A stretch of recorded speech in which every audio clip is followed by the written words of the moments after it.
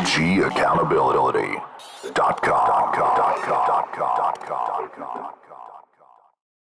All right, we're back. This is David with OG Accountability. Got two guests with us today, and we're just going to jump right into it. I have Elizabeth Marshall. Hi. Thank you so much for being here. And Joe Morris. Hey, guys. Thank you again for being here. And we were just sitting here talking actually about a number of things. Yeah. But we're talking about risk, taking that risk. And, you know, when you're younger, everything's a risk or an uneducated risk. When you get older, you kind of look and you weigh if I do this, what's the recompense from that? And when we start taking risks and like getting into like a real risk, it's different at our age. We were talking about starting businesses and getting involved in things. And, you know, when you're younger, you know, it's like you're at school, so you take a stupid risk for doing something stupid if you get caught and you're going to go to detention or whatever, which I never went. You know, it's one good thing about having your coaches run the detention hall.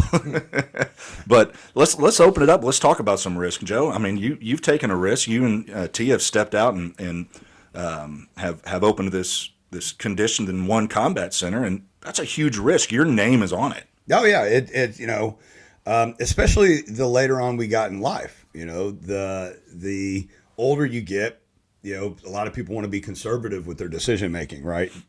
Because you just don't have that much time to build that nest egg. But at the same time, we looked at it like, look, if we don't do this now, we're never going to do it, right? We're going to keep putting it off and keep putting it off. And then finally, whenever we decided to go, I mean, we put everything on the line for this. Her and I both did, you know. We went to a lot of banks, and it was during the pandemic, coming out of the pandemic. So banks weren't really, and the economy was garbage. You know, it's still garbage. And the banks weren't loaning any money. So we were trying to figure out how we were going to get this thing started. And finally, we called a friend of ours with Regions Bank, phenomenal guy. And, you know, he's like, hey, let's look at your house. So, I mean, we put it all on the line. We refied the house to make this work. And, you know, and it's working. Yeah. And so one of the things I don't want to do, and I try to pass this along to my kids, don't be scared. Don't live in fear. We talked about that some last week here on this podcast. Don't live in fear, you know, and just go out and get what you want. It's like she said, fear kills. Yes, 100%. Fear kills. Mm-hmm.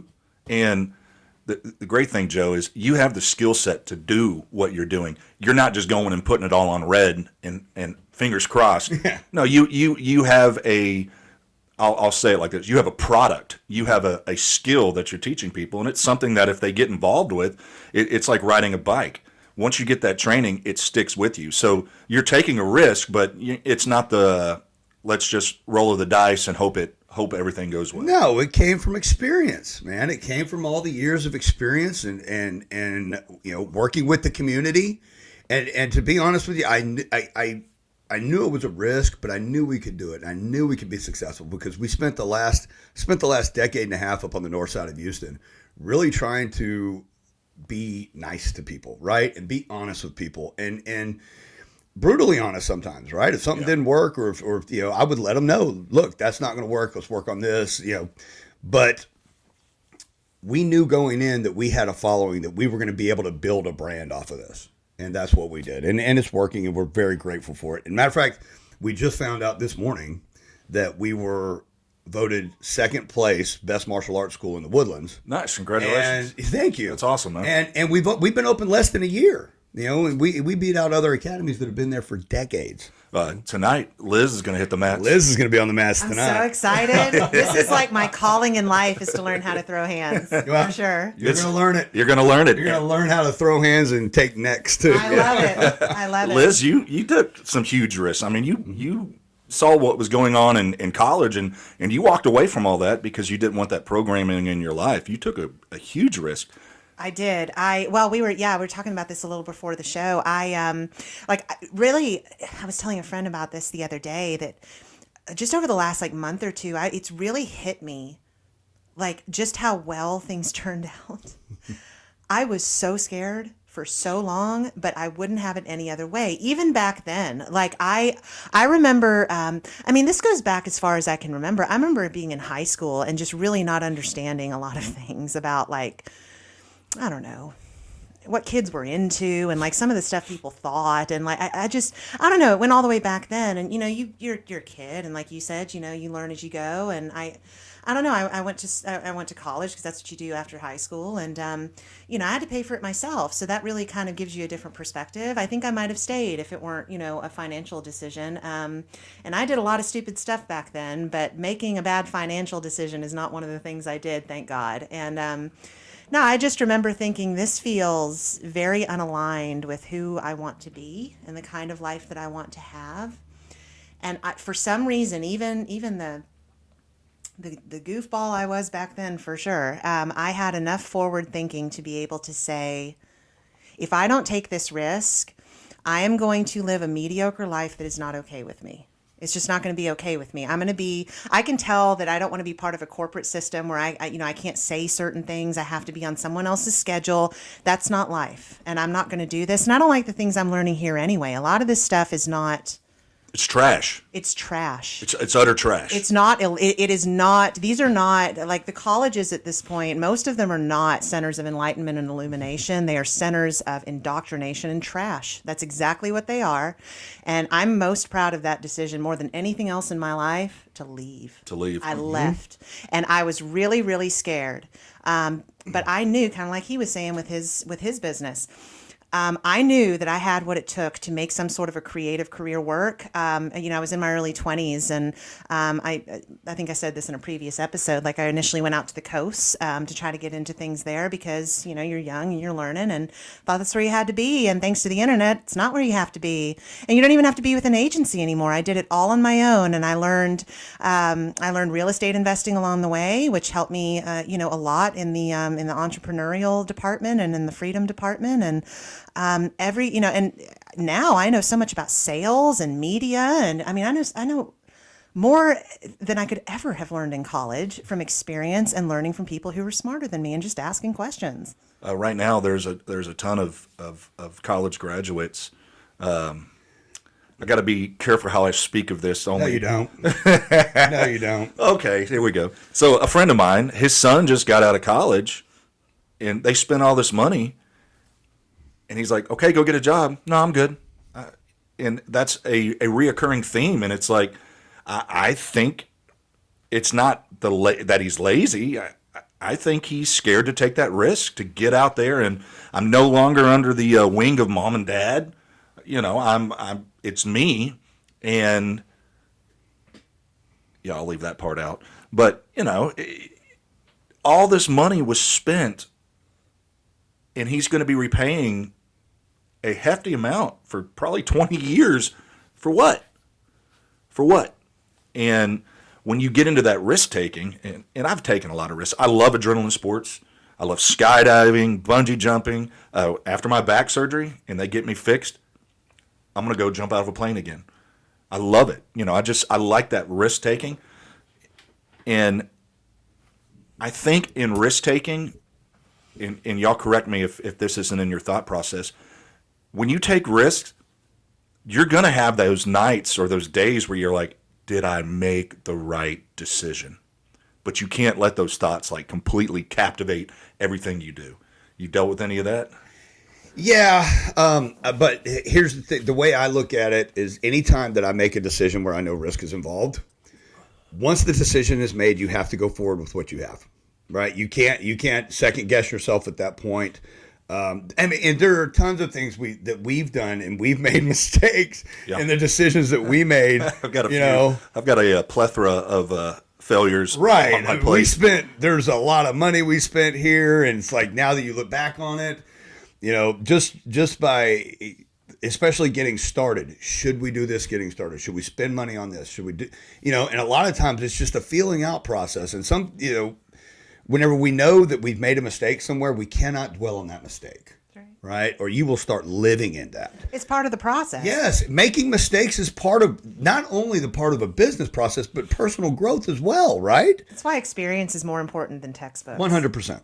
100%. Experience trumps everything. Yep, sure does. I mean, absolutely. And when you get into that experience level, what is that saying? And people normally don't finish the saying.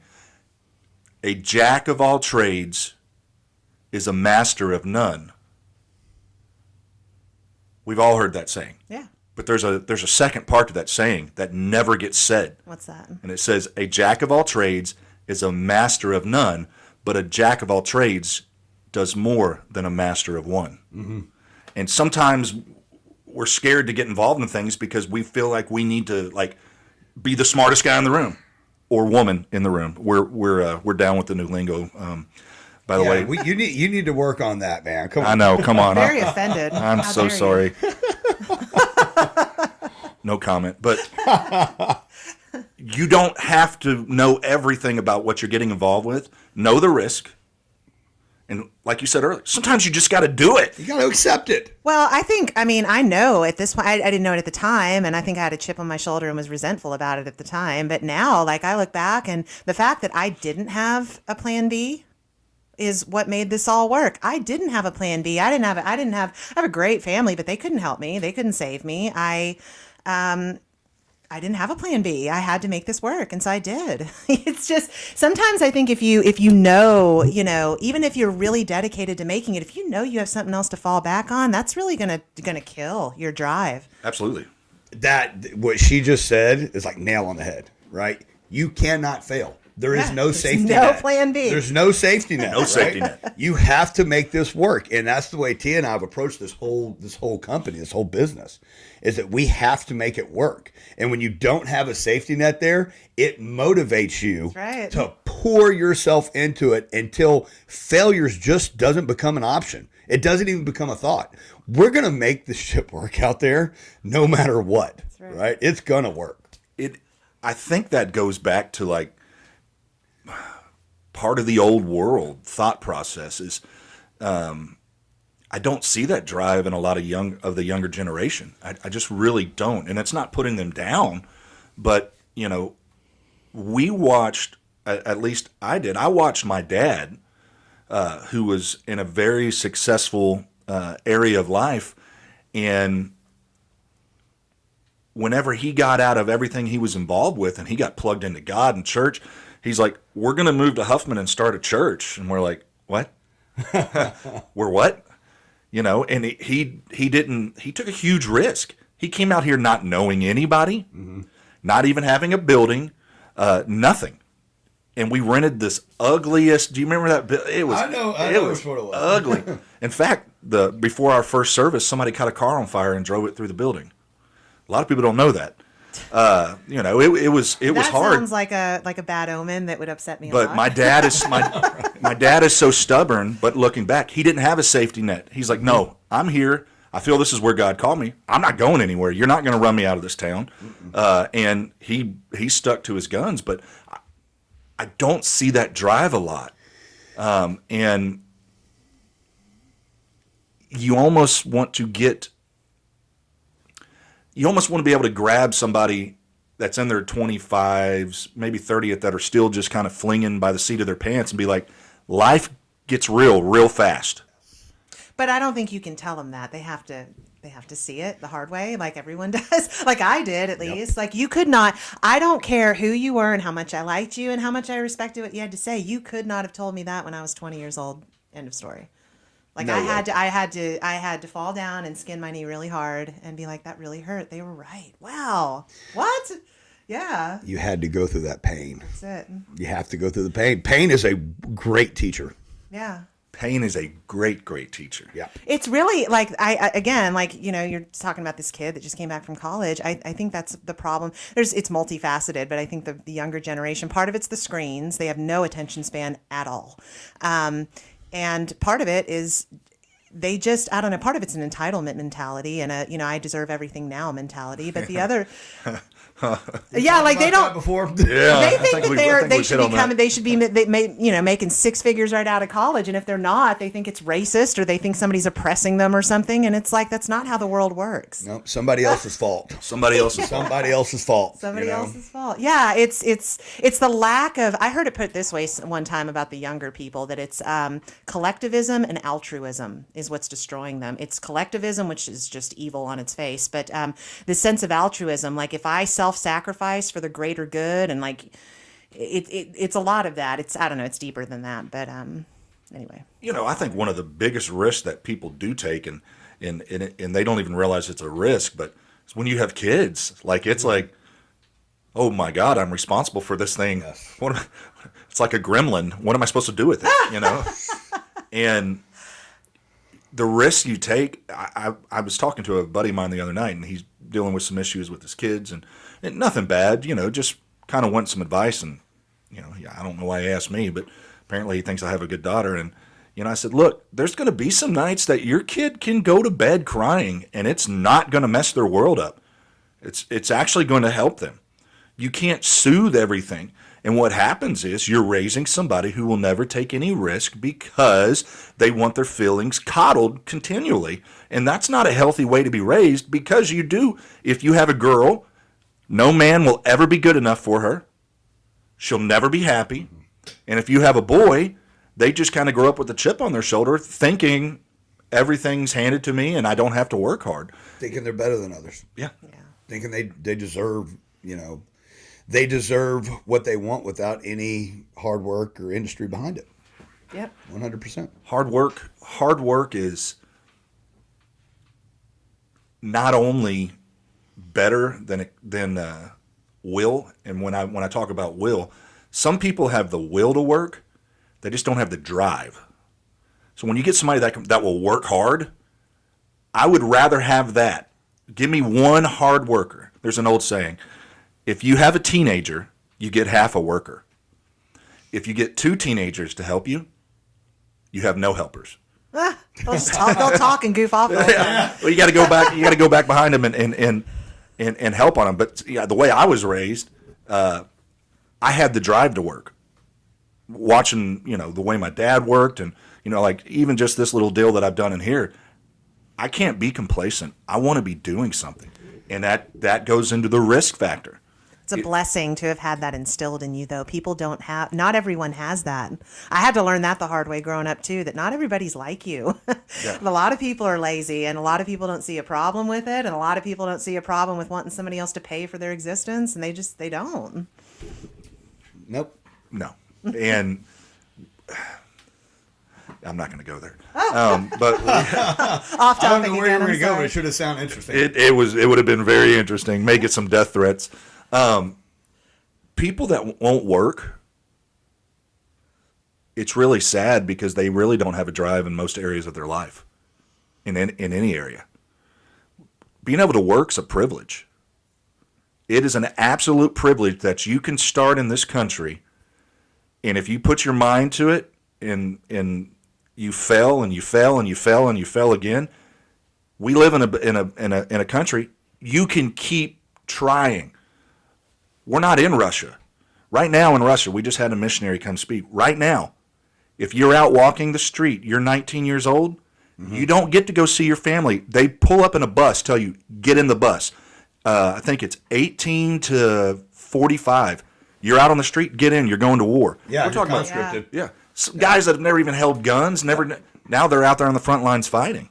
And we have such an opportunity in this country to take those risks. And you know what? Sometimes the risks don't work out. That's why there's laws in this country. People used to give Donald Trump an issue because he filed for bankruptcy on some companies. He was just doing what the law allowed, just like any business owner will do. Some businesses are successful, some aren't. And when they aren't successful, I think that's where risk-taking, and maybe we can get into this, when you finally realize it's not going to be successful, you have to know when to let it go.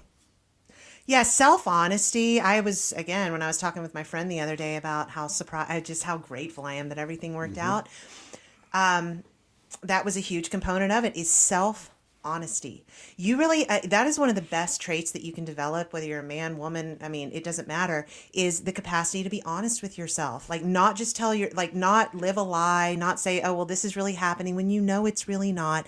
The truth can be difficult, but it's only difficult for a little while until you work through it. You just have to be willing to be honest with yourself. And even in the areas of self-education, if you're going to go on and do your own thing and, make your own way in the world, which you should, it's what do I know? What am I good at? What do I not know? What am I not good at? So what do I need to get taught about? What do I need to outsource to, like, I don't do my own taxes. I would never do that. I'm not good at that. So I pay somebody to do that, but I'm great at writing copy. I'm great at doing branding. I know what I'm good at. If I need to learn to be good at something, I go learn. I hire a mentor. I can learn on YouTube. It's just, it's what do, and there's no ego behind it. There is no ego. It's how do I make myself better? Well, that's like one of the key things we talked about. Drop the ego. 100%. Drop the ego. Drop the ego. You're no better than anybody else here.